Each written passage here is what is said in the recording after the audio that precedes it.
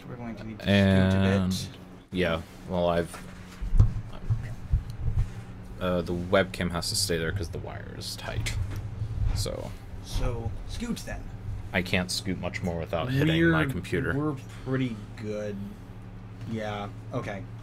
Good enough. I can't scoot anymore without hitting my computer. Yeah, we're close enough. Because I had to move this over to accommodate something else for WoW stuff. Greetings, beloved viewers. We are back. After 2 weeks, last week we canceled because there was nothing to talk about. Absolutely nothing. Well, almost absolutely. Not quite Pretty much the only thing that much. was worthwhile talking was I reached my 2-month anniversary with Dorico 2. And I can gas on about a lot of things, but there's not enough to criticize about it to where I could sit there and say bad things about it. So it wouldn't have been, like, worth it, really. I'm going to ask you for one bad thing when we get to that today. You just think of one bad thing. No, I know the one bad thing. Yeah, I already know. Like, I'm very honest with that stuff. I don't just like for instance, you know, I'm a PC guy over Mac, but I know there's very blatant flaws in PCs that don't exist in Mac. They're not nearly as prevalent as things such as the Mac flaws, in my opinion. But there are a lot of things that Mac does better, or Apple in general, rather. Anyway, you need to swing your mic slightly in. Anyway. We have some music notation news. Like an article. Yeah. Well, an article, sort of new. A fellow composer. Don't remember the name of the guy. We're looking it up. Article. Recently, did a survey, of some other composers that he posted to his blog, Composer's Toolbox, and the results are sort of interesting, although not unexpected. There were similar things to this, like kind of, I want to say 2-3 years ago. It was like right before Dorico came. There was something similar. They didn't even have Dorico on it, because no one knew if Dorico was going to... Well, I knew Dorico was great, but the majority of people did not. And I think this is interesting because and the main reason why I recognize it, that this happened before, is because they used the same header. And I had to look through to find when he did it last time. But the important thing is, it has a lot of telling things. Like, you've gone through this by now. Yeah. Like, would you agree in general with what it said? Well, I looked at it like a week ago. I didn't look at it before we went on today because I was trying to deal with Word's formatting. It's just on your computer. Your computer formats Word very strangely. I'm using the online. Anyway. That's why. Okay. We might be that on different so versions. Much. That's probably the problem. No, if you're doing the online version, that's definitely why. Yeah. Yeah. Because the online version is known for strange formatting. Right. Okay. Because it formats fine on my computer when I. You know, you just get it free on your computer since you're a student, right? I have. We'll talk about this later. This isn't relevant to what our viewers want to hear. I think it's relevant. But anyway, yeah. Essentially, I mean, what I got out of this was caveat on this. This isn't a scientific random sampling survey. This is a voluntary survey. It's a voluntary survey. It's drawn from people he knows on Facebook and Twitter and other composers. But well, not just that, but he also opened it to some of the biggest groups on Facebook too. Right, and yeah. Facebook groups. So it's not scientific, but it's information, you know. And it seems to fall in line with what you see. And intuitively it seems to, yeah. Sibelius is still favored a little bit over Finale, it seems, but both Sibelius and Finale users report a degree of dissatisfaction with their programs.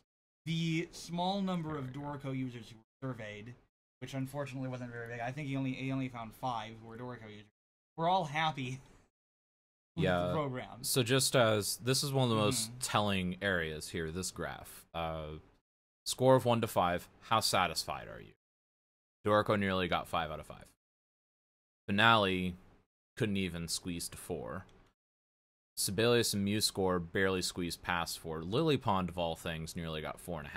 Well, and the explanation for that, I think, is that probably it's so niche. The people who use Lily Pond are using Lily Pond for a specific purpose. Yeah, like making circle music or and something. And they know what they're doing with it.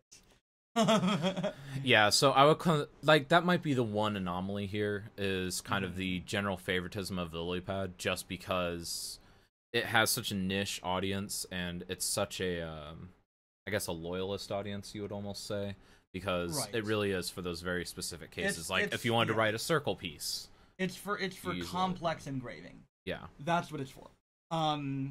So no, don't look at if you're considering buying a notation program.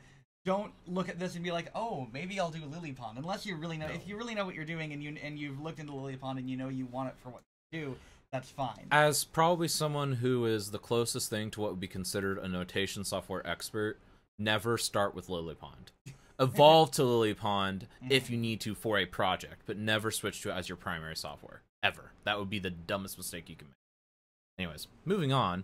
Would you recommend the software to others? In general, most people would recommend their software to others. Like, these numbers pretty much hug the trend of the last one. The only thing that gets a boost here is Sibelius gets a significant boost in their numbers. But I don't recommend. In general. But now, here's where it gets interesting. Is the program buggy? Is this program buggy? And lower score means more buggy. So, Finale, the most buggy, least stable. Go figure. Sibelius, not far behind. Go figure. Lily Pond, 4 out of 5. Which is better, but not great. MuseScore, basically the same. Makes sense. And then Dorico, yeah, it's doing exceptional. And I know what that buggy and instability stuff is. And most of the time, I will say it's user error.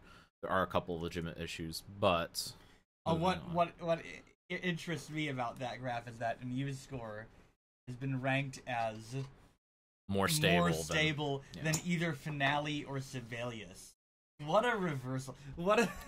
Yeah, that's when you know you messed up. How the tables have turned.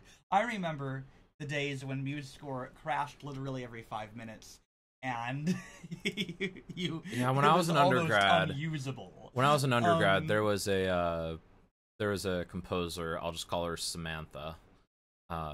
She used MuseScore, and she used to complain because she's like, I had to save every 5 minutes because it crashes all the time. I used to think, like, at first I was like, man, it's your grandpa computer there, because she had like an old grandpa type laptop that like you were pretty sure it was just gonna gas out at any time. Yeah. But then I tried it for the first time myself just out of curiosity, and I was like, yeah, this is so unstable. Like, no wonder why you have to save every 5 minutes. It really used to be that bad. And that was only like 8 years ago. That was only like 8 years ago, whenever I had that personal experience. So it's really improved leaps and bounds. I mean, I actually have a book now on using MuseScore properly, because I actually think it's a serious contender now. I wouldn't recommend it as a professional piece of software, ever. But as first steps, certainly. And in this survey, like I said, not a scientific survey, but it's getting ranked higher than Finale on a lot of things. Okay, and then this is probably, I think, my favorite graph. What percentage of users want to leave their current program? 56% want to move from MuseScore. Obviously, it's a stepping stone program. Right. But then, figure they'll buy a professional. The good stuff, Sibelius, 27%. Finale, 23%, want to move their software openly. And Lilypond and Dorico, 0. Again, these all follow a trend of the Dorico users are happy, and people are looking to Dorico. Well, in general, we'll get to that soon. The next graph here, what percentage of users left another program? Well, obviously, all the Dorico users left from another program. Yeah. Because it's so new. We haven't had anybody just start in Dorico yet. In fact, OU... Jake is the first person at OU to just start in Dorico. Yeah. He is the first to just start in Dorico. So, you know what? We're Dorico's reaching that like 2-year mark to where they can start just grandfathering people in. So yeah, most people move there, and then a lot of people on Finale obviously just kind of like started there. How many users left their program? Numbers of users who left this software for another program. Finale is winning. Well, and a lot of people, I mean, in the past, 10 years, a lot of people were leaving Finale for Sibelius. Better. No, 10 years ago it was pretty much a dead tie. Well, not necessarily. About I mean, in the 6 or 7 years. I mean, in the last 10 years. Yeah. Okay. Yeah. Because Sibelius gained a general reputation. And they had the cross grade that they offered, and a lot of Finale people jumped ship. So, but there's an important thing to note on this graph. Just look on there. So, number of users who left this software for another program. What isn't listed? Dorico. But okay, you're getting on your Dorico kick, but I have to not necessarily throw. It is only 2.5 years old. No, that's not the caveat I'm going to throw. The caveat I'm going to throw in there is that they surveyed exactly 5 Dorico users. That is not a large enough sample size. I do know, but honestly, it is because Dorico is still a new player. Right. And it's gaining traction. But to really evaluate how satisfied people are with Dorico, you'd have to survey many more users.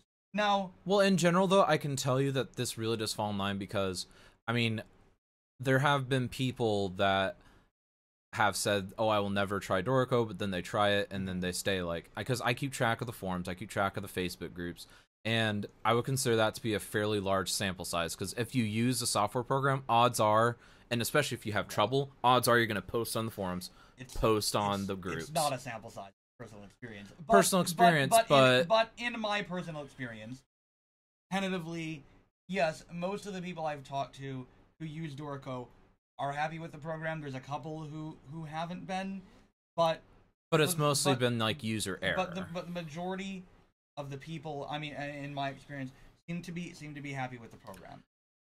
And a lot of that is, and I will tell you what the biggest issue is once I get to the next segment, but because I know exactly what the main issue is, and it's the issue that a lot of people have with any program.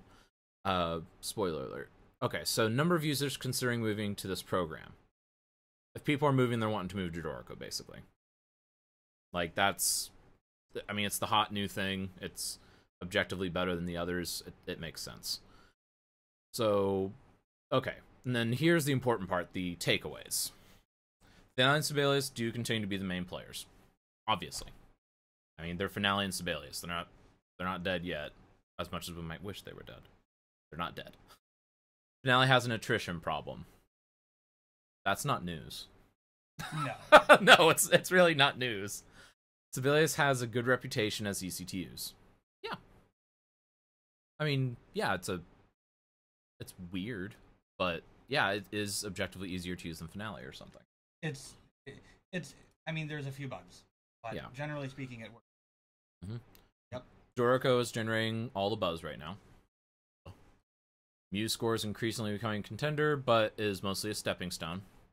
That part isn't really news. No, it's not. Although, given, I mean, like I said, not scientific survey, but given people's increasing satisfaction with the program, and given I haven't used MuseScore in a while, but the kind of scores I've seen people put out, looked at scores people have been in MuseScore, it's possible, as long as you don't do anything exceedingly complicated, to have a professional-looking score in MuseScore. Now, if you want to send it to a publisher, they're not going to like that. Yeah. because they're used to working in Finale and Sibelius. No, honestly, they're mostly used to working in Finale, and I hate it. Mm-hmm. I really hate it. That's true, they are. Yeah. There are some of them switching to Dorico, though, and that's interesting. But if you're like probably most people watching this show and you just self-publish your music, then you don't have to worry about that. So... Then Lily Pond has a smaller but very devout following. I would call it a cultish following, but, that's my personal opinion. Other notation programs are around, but have much smaller followings. That's not news. We've always known that there's little things like, What's the one that I always get emails about? Final Fantasy. No, it's like Final Cut or something. No, not Final Cut. That's video software. I don't know. It's Final something. They send me emails all the time. And then there's Notation Pro. That's something. Staff Pad is around. There's a lot of things that do the job. It was the first notation program for a tablet, though, and that's why it was significant. It didn't work. It worked-ish. You could use it to write like little piano pieces, basically. That was about it. How'd you know? You never used it. You don't own a tablet. I've seen it demonstrate. One of our colleagues at undergrad was like, "Oh, I discovered this new cool thing," and we're looking at it and try to use it, and I'm like, "This doesn't work." Okay. Well, maybe they have buggy thing, because my one experience with it was it actually worked pretty well. Just you couldn't do anything complex. But anyway, so again, this is just the hard data, and basically the guy plans on getting more respondents to get a more thorough study. That's basically all you need to get. But this was overall, I mean, what's your overall take on this article? Because I think this is... I don't have much more to say than what I've already right. said. I mean, this is, most of this stuff is stuff. But it is, I mean, this is, like I said, not definitive, but it is a piece of evidence.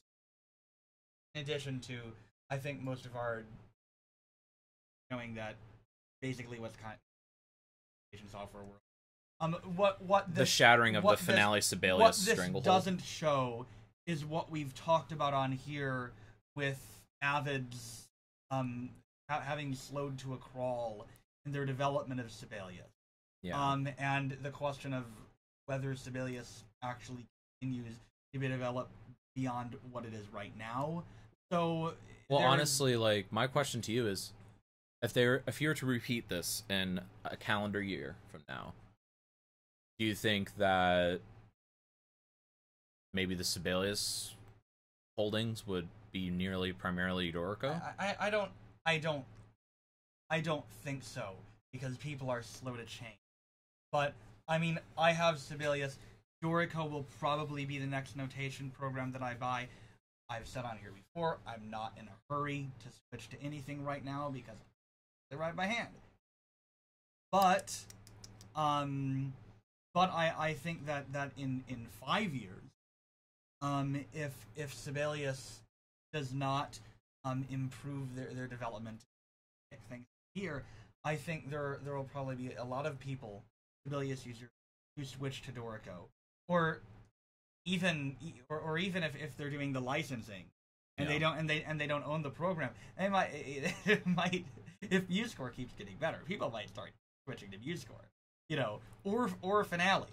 Now honestly, depends, Finale, that depends on Finale's, they haven't seen growth in like a decade. No, that would be highly unlikely. We're talking 5 years. That depends on if Sibelius stagnates enough that Finale can overtake them. But there's also, I think there's also that like pride issue of, I'm a Sibelius user. Finale sucks. I'm never gonna switch to Finale. Well, and that's why I pride myself on, I've mastered all the notation programs, and that's why I think I have a pretty well-rounded take on the notation program. I know the ins and outs of each one. I know which ones are bad for which tasks. Whenever someone tells me what kind of project they want to do, I tell them which software is perfect for them every time. Like, each one has strengths. No one software is utterly useless. The only one that I feel is going to get edged out just because its market has been taken over by Dorico in this case is, I think that Dorico is going to overtake Sibelius completely. Like, Sibelius, I used to think that Finale would die off first, but now I really do think Sibelius is going to bite the dust first. And that's sad, because I loved Sibelius. I really did. Until my last year of use, I loved it. But, I don't know, it's interesting, because 2 years ago I wouldn't have thought that even. But just the fact that Dorico has done what Sibelius has failed to do on a budget, nonetheless. Well, yeah, and like Zach's saying, I think it's a business thing. Sibelius, I don't think it's just a matter of if Dorico emerges as the contender, it'll be Dorico, Sibelius, Finale. Because, like you said, if you think of the reasons people switched from Finale to Sibelius, if they're thinking along the same lines for the next 5 years, it's a market thing. The Finale users might be very content to stay where they are.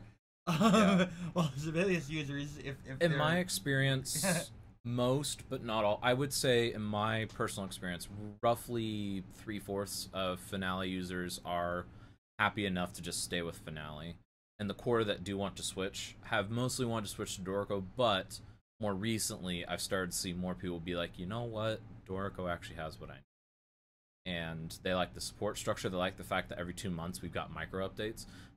They finally stopped the monthly crawls after 2 years, which honestly I'm not upset about, because bi-monthly is still fine.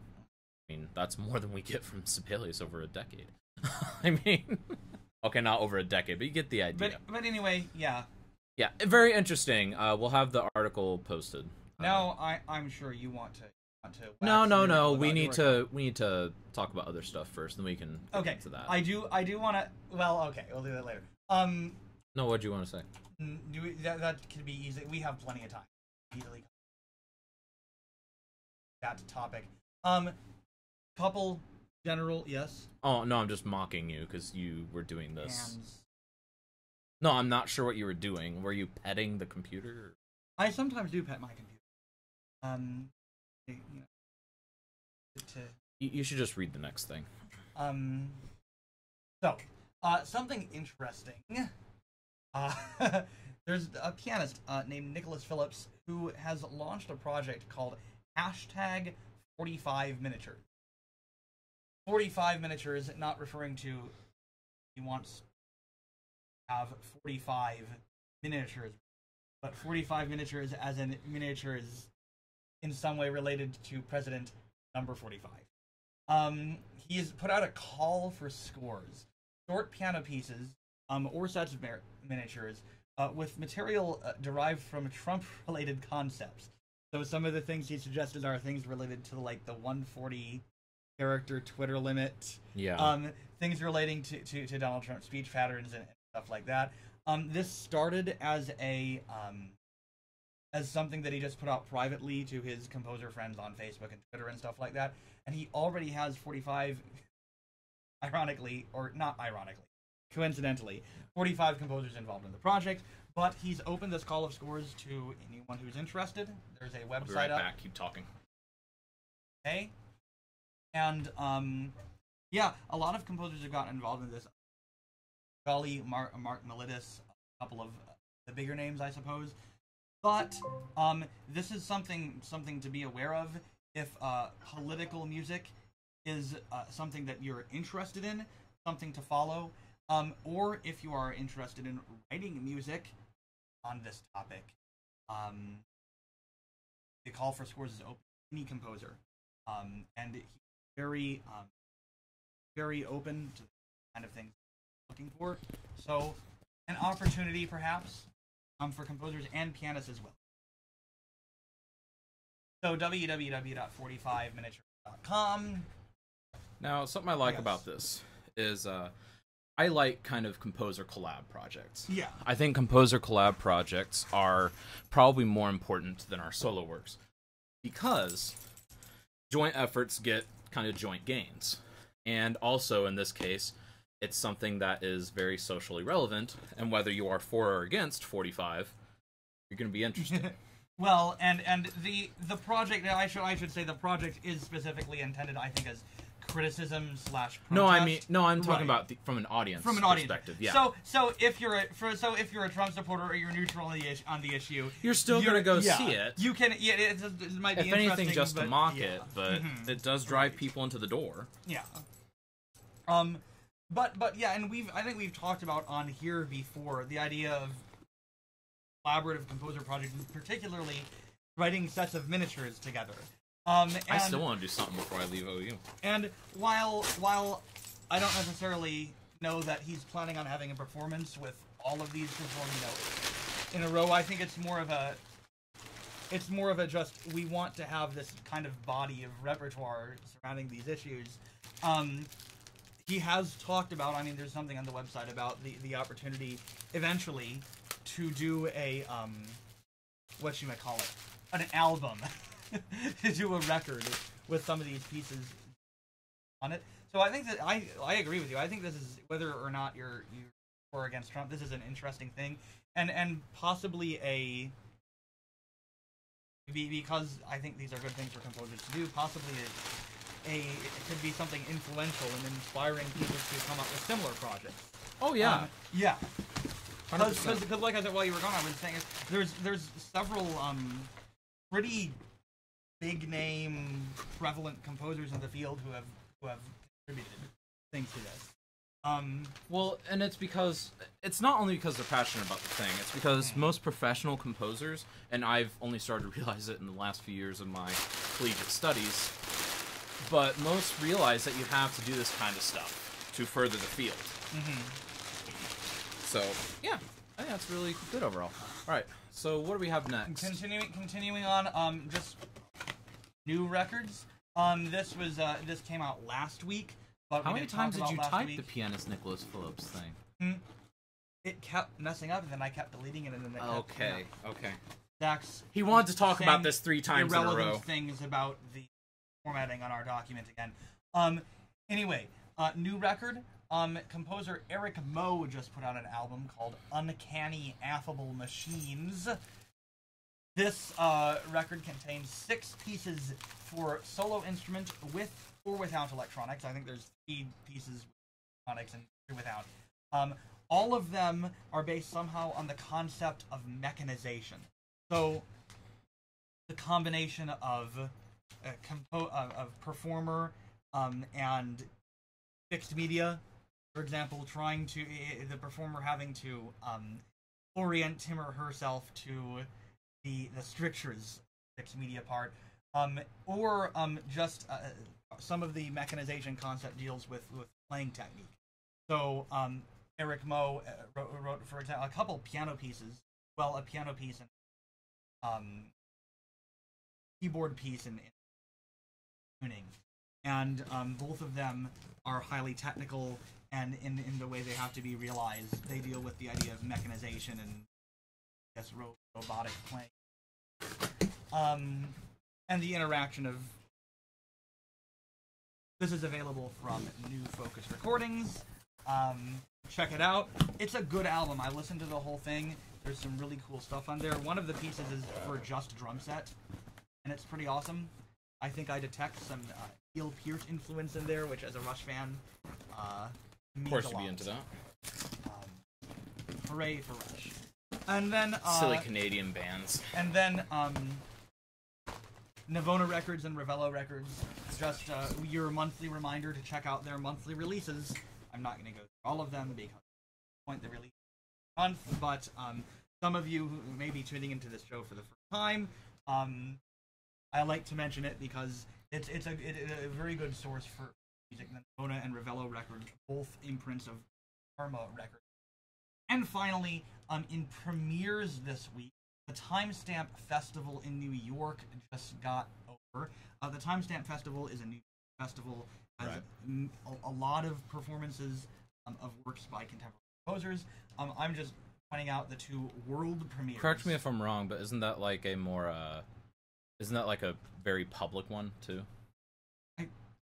I'm not sure. I'm not sure what the cost of it, whatever is. I mean, I don't. If I remember correctly, it's a very public event. I don't think it's like a composers only event. I think it's much meant to. It's not like an SCI conference, right? No, not that kind of thing. This is a public. I mean, I think you probably have to pay to get in, but yeah, it's a public event. Alex Minsek had 2 works premiered. The actually excerpts from his work Chimeras, and the which was performed by Alarm Will Sound, and the full version is piece Images of Duration, subtitled In Homage to Ellsworth Kelly, who is a visual artist. That was performed by the piano and percussion ensemble Yarn/Wire. And Sabrina Schrader also I get that, Yarn/Wire. I like it. Also had a work premiered called Underroom that was by the Jack Corps. So, I'm not sure when recordings of either these premieres or the pieces record will become available. Normally with festivals like this, a week or two later. Right. So I would expect it within a week or so. Watch the YouTubes, the interwebs. Or look them up on Facebook or Twitter. It'll be faster. That is part of the internet. I consider them to be kind of their own little sometimes. YouTube, Facebook, and Twitter are objectively a subset of the internet. No, they are, but just like I think of it as like, oh, I get my news from the internet versus I get my news from Facebook. Like I view those as two separate entities. Well, yes, but if you say I get your news from the internet, you could be referring to Facebook. You can be, but it's you get what I mean, though. Right. Kind of like, whenever you say I have a rectangle, you don't automatically assume it's a square. Right. You assume it's elongated. See, when somebody says I get my news from the internet, I kind of think probably they get their news from Facebook, and they just don't want to say they get their news from Facebook. That's an unfortunate but fair assumption. Right, so anyway, next. that's about all for premieres and recordings this week, Yeah. and I think you wanted to talk about your experience with Dorico. Yes, so a couple months ago I mentioned, I want to talk about this, but I haven't played with it a lot, because I initially loved it, and I still do love it, but now that I spent a lot of time in it, I just kind of wanted to chat a little bit about Dorico 2. And I'm not just doing this because, #Dorico. But the main reason why I want to is because I kind of just want to prove to people that the stuff that they've said it's missing, it's no longer missing. It's not missing anything. One of the important things, you see along the top there, measure codes, which can convert to time codes on the score itself. Very, very important. So that's something that a lot of people have craved, and, well, they have answered. Another big thing, video. Completely incorporated now. This was one of the huge things preventing game scoring and film scoring from switching over. They've got it, and I did a test run with it. It works fine. I'm not going to show anything because copyright issues, but it does work perfect. I tested it by composing something stupid to the Dragon Ball Super Broly trailer. It was just because it was recent whenever I was doing this, but Dragon Ball, was it no Dragon Ball set to the Spider-Man? No, no, I was doing an epic orchestral track type thing. You're weird. Anyways, so and then the other stuff that's been kind of advertised, but a lot of people might not quite get the importance of, but they really expand the play features. So you've got full MIDI access. This part isn't necessarily new, but what is new is the ability to just automatically switch between the different voices, and you can sit there and you can just do edits straight into the score. I think it's great, and you can actually control it individually. So if you know for a fact that, let's just say for the piano, that the deep resonance is CC88. I don't know which control it is for the deeper end of resonance, but you could select that, and then you can sit there and just draw what you want. In fact, I can go over here and just straight in, and that's masterful. But possibly the even better one. How often are you writing an accelerando or ritardando, and you're like, man, I really want it to swell right at this moment. Right. And how do you do it? You either don't do it, or you sit there and you insert a lot of invisible tempo markings, beat for beat, what it needs to be. What if I told you it was as simple as just drawing lines? Well, right. Because it's MIDI. And you can do just the tempo and, yeah. So simple. So dead simple. It is almost painful to me that they've outclassed Finale and Sibelius at this point. They're between this, the kit notation that they added several versions ago, the chord voicings that they now have in, honestly, at this point, it's feature complete. Please switch to Dorico now. You don't have an excuse anymore. It's kind of out of the... People have been calling it the extended beta, quote-unquote, with the 1.0 release. which I can see the argument because there were some important things missing, but everything's there now. I mean, it's just wonderful. So, my experience with it, if I go ahead and just close out without saving, because I accidentally save over anything. And yeah, care if it opens. Okay, so my overall experience, it's much smoother. The biggest issue in the past that I had personally was whenever you would add instruments in the setup, it would like itch for a significant amount of time before it would add it, and that was even on my computer, which is a hilariously overpowered computer. They fixed that. Now it's a lot more streamlined. And the other really big thing, and I think probably one of the most important things that they did, was they just did across the board optimization to the export of audio to, they updated their Helion sounds a bit. They made it to where it's easier to include other things. So you can easily include now things like Vienna sounds, stuff like that, Hollywood Symphony, all that stuff. You can incorporate that a lot easier. The API is very different, but keep in mind, Steinberg, they're one of the people that actually helped develop some of the first, APIs for incorporating different sound libraries. So, the fact that they're putting off releasing a better version, they're doing it for a reason, because they don't want to break what works really well. So I'm not going to shame them for that, though a lot of people are very quick to.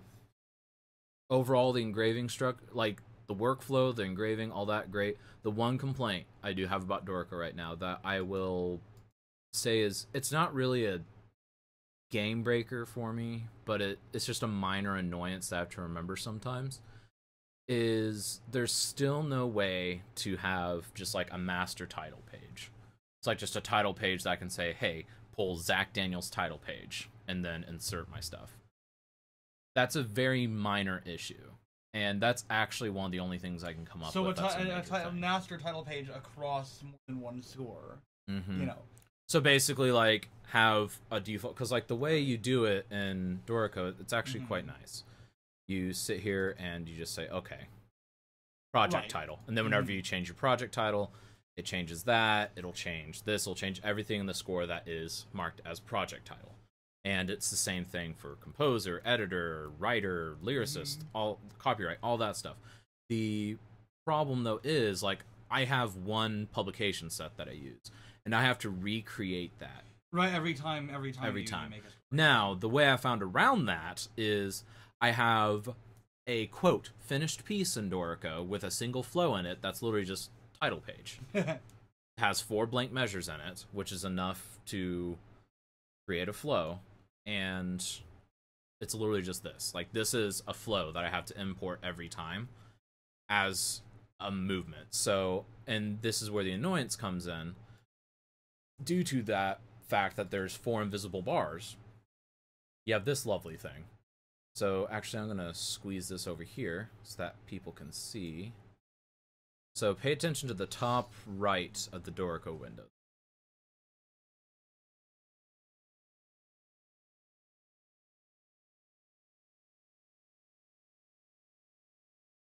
Right. So you have to literally sit there and wait those 4 dead bars, because if it doesn't detect bars, it does 4 bars by default. They do that for things such as, you have a tacit movement, you have a break in the score, break in the movements, things like that. It makes sense. But to have that just so I can have a title page set, minor annoyance. It's not the end of the world, but you can see kind of why it irks me a little bit, because I see it as a pretty easy feature to implement, but it's obviously just not a priority to Steinberg and Dorico right now, which I respect that, because they have different priorities. They've got a couple bugs that they're trying to squash. Now, the issues that Dorico 1 really had, like I have a colleague here that, they were struggling with Dorico, and, I think they still were struggling with Dorico recently, and it was because the sound driver setup is a little unique. And that's something that is common across all of the major notation softwares. Whether you're using Finale, Sibelius, or Dorico, the sound driver setup on the first setup of things is a pain in the butt. It just is. And it's because PCs are not unified. They don't have a completely unified approach to how audio is routed within themselves. And due to that, you might need a third-party program, you might not. You might be able to listen to YouTube while sitting there and editing, or you might not, which makes it a little annoying. But to my knowledge, now, I don't have that issue because I have a lot of background sound stuff in my computer that kind of takes care of stuff for me. To my knowledge, they've nixed that bug. I cannot say with 100% certainty, but no one's complained about it in Dorico 2 yet. So it looks like it's been squashed, but time will tell. I mean, obviously in like half a year's time, if no one said that they're having that issue, then I'll be willing to believe that it's gone. But until that point, I don't personally have the issue, so I can't bet whether or not it's gone.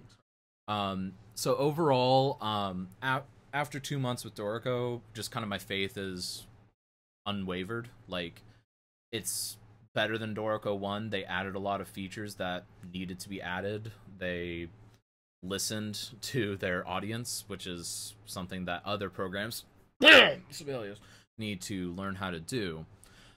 But yeah, overall great. I can 100% recommend it. And yes, I know I'm the Dorico evangelist, but also keep in mind, I do kind of joke about that, but overall I am actually pretty objective with looking at notation software, because part of my job is I developed and I also teach a notation class.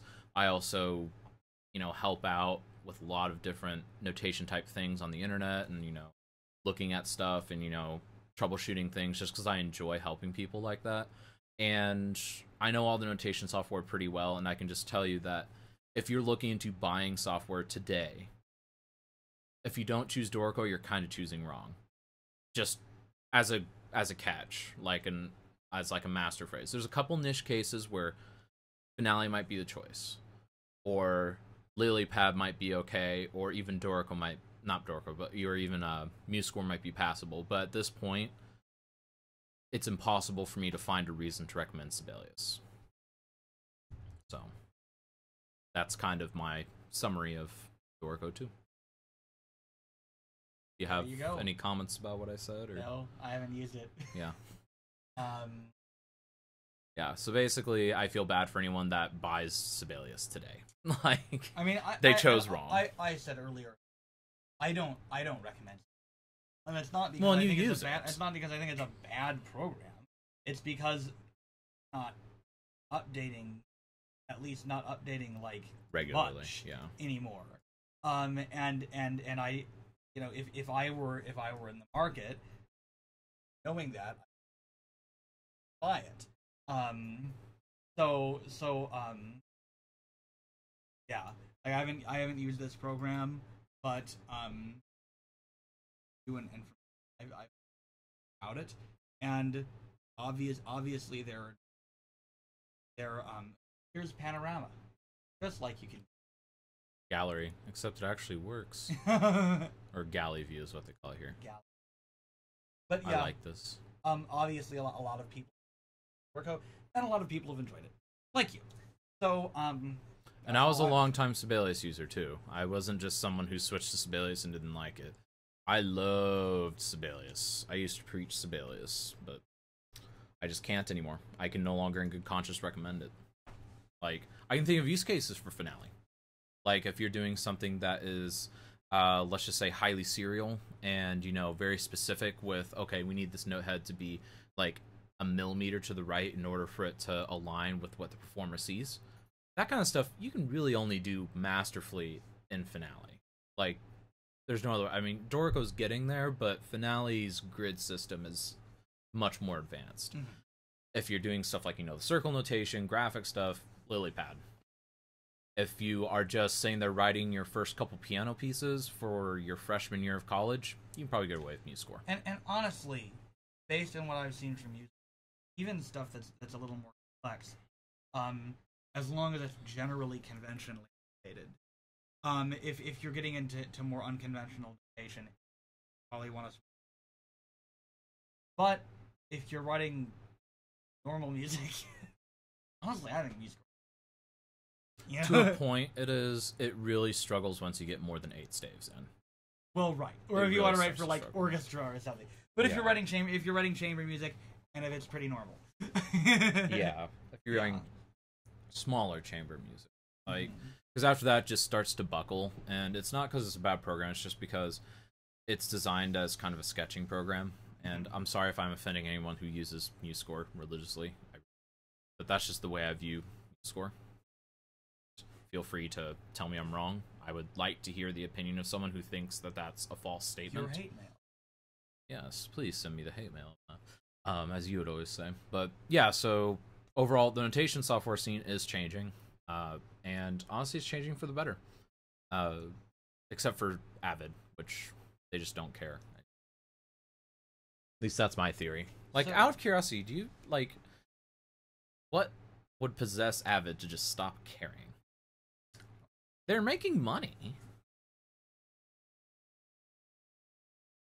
Do you think maybe it's just because they're wanting to refocus themselves on Pro Tools and the video editing? I think that, honestly, my first thought is, yeah, like, they just want to focus on the market.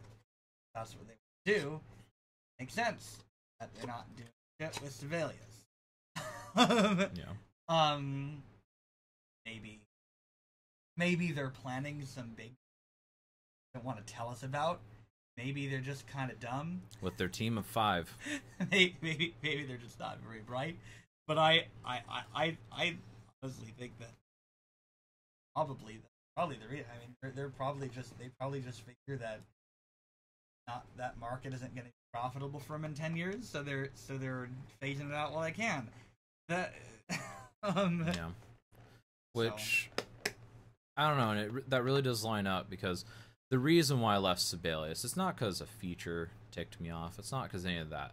It's because, obviously you can use it on multiple machines. Right.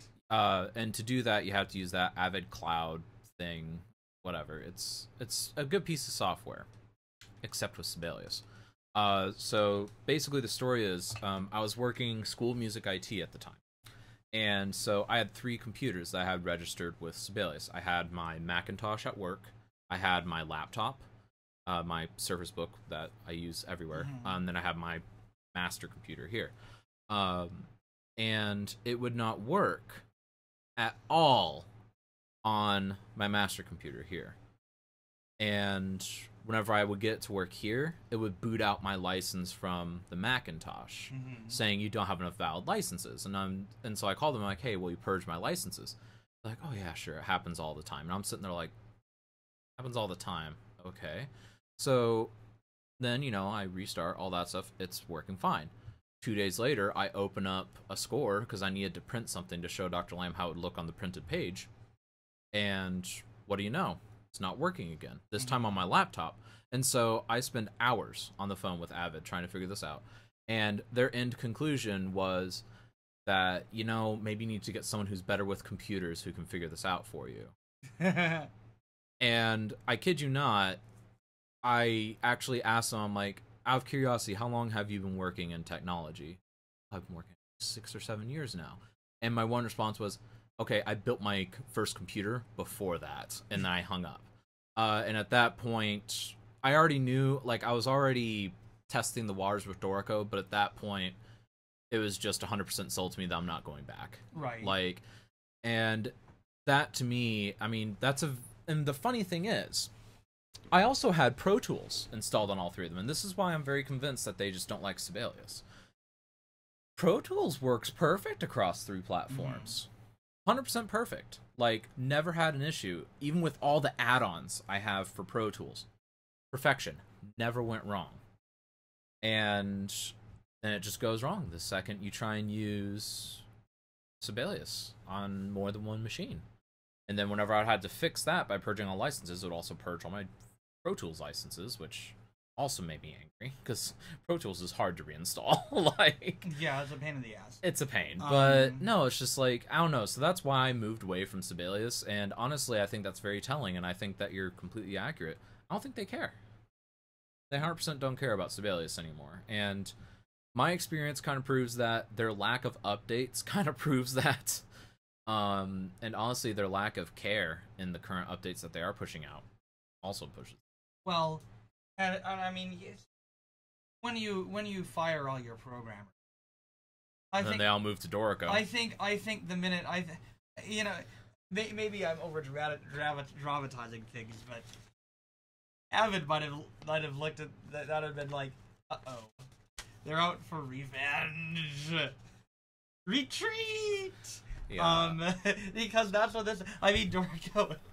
It's revenge. Well, no, like you gotta imagine though, like there has to have been a because like you know there's the infamous like whenever AMD came out with their Ryzen chip, you know, Intel higher ups had a meeting and you know they had their first like marketing meeting in like over a year because you know they were the kings before Ryzen came out for a computer processor, for central processing unit rather.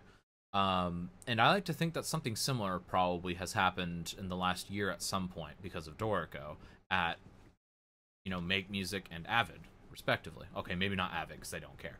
But you have to imagine that these other companies are saying they're just like, oh, this other program that no one said was room for in the market, it works. What do we do now? Like, I mean, you have to imagine it's something like that, well, right? Like, and this is capitalism. You know, this is capitalism when capitalism works.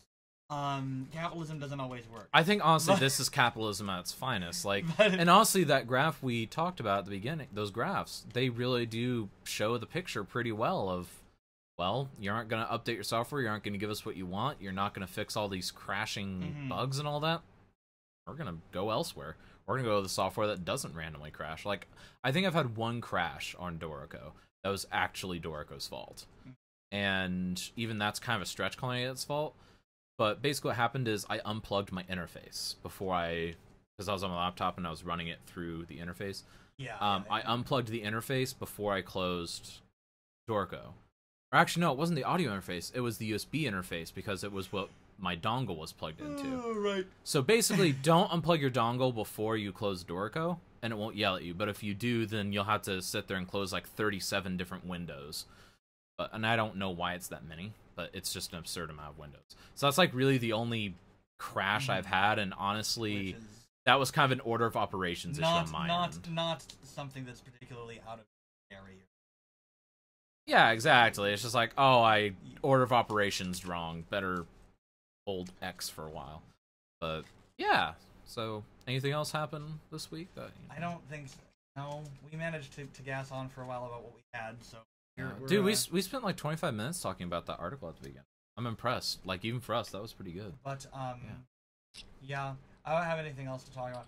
Not much interesting happened besides tech stuff and couple albums. Yeah. I mean, school started up in most places. Yeah. Happy back to school, yay! For all the people that are students, yay! Yep. I don't take classes anymore, so I didn't feel it. I had to attend classes. Well, not really attend, more just like sit there and play on Facebook. That's not actually what I was doing the whole time. I was actually programming. I was actually making a script for my Ubuntu server over here because I was trying to make something that would update. Looking at memes. Were you doing that? What? No, I didn't even have my computer on in class. I didn't know. All I did was look at you guys to take attendance, and I stopped looking at you. I was listening, taking the notes. You're taking notes on the first day when he didn't give you any information. Notes. I wrote down like 2 things. What did you write down? I'm curious. Like read such and such for such and such day. Oh, okay, that makes sense. And maybe something. Okay, I was about to say, like, he didn't actually teach you guys anything yesterday. Something random about Max, like he started to talk about objects, and I'm like, all right, I'm gonna start taking, and then he didn't really. Oh, we'll do that next week. Yeah, I was about to say you didn't really learn anything, and for the next few days, you guys are doing paper and pencil stuff. Anyway, right. So. It is the theory. Acoustics. Pretty much. It's actually kind of cool. It teaches you basically how to think about sound. Anyways, I need to. We're distracting ourselves, but either way, that's going to be it for this week. I forgot to announce the day at the beginning. Wednesday, the 22nd of August, 2018. Yeah. Yep. I got it in at the end. This was Composer Talk. Yes. Hate mail is appreciated. And also, I'm Zach, and he's Jacob. Yep, that's who we are. Anyways. See ya. Bye. I was waving, but. Oh. There we go.